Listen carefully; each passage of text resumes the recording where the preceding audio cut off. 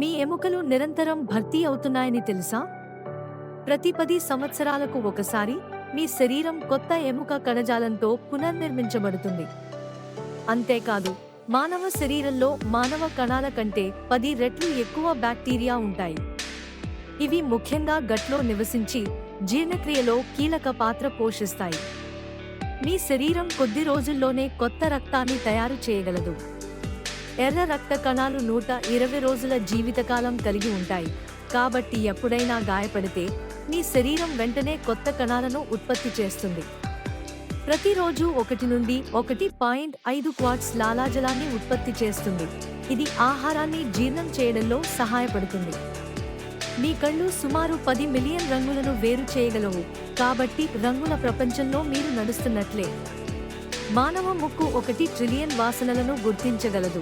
ఇది నిజంగా అద్భుతం. చివరగా, మీ పొట్ట ప్రతి 3 నుండి 5 రోజులకు కొత్త పొరను పొందుతుంది.